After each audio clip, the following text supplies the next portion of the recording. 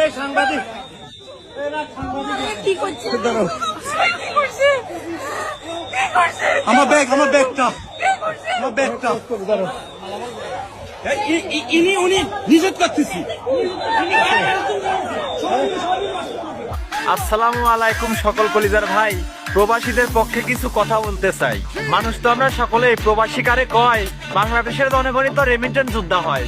কারোর বাবা, কারোর ভাই, কারোর মা বোন প্রবাসে অপমান হলে প্রবাসীরা দেশের মানুষে হাসে। একবারও তারা চিন্তা করে না এই প্রবাসী কারা। মনে করাই দি দেশের মানুষের আপনজন কিন্তু তারা। দেশের মানুষের কিছু হলে প্রবাসীর মাথা নষ্ট। প্রবাসীর বিপদে দেশের মানুষের লাগে না কোনো কষ্ট। চাইতো যদি প্রবাসীর ভালো দেশের জনগণ, প্রবাসীর বিপদে দেশের মানুষ করতো আন্দোলন।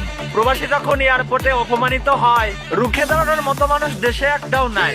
নিজের জীবন বাজি রেখে প্রবাসী করে কাম, সেই প্রবাসী এয়ারপোর্টে নাই তো কোনো দাম। পরিবার আর দেশের জন্য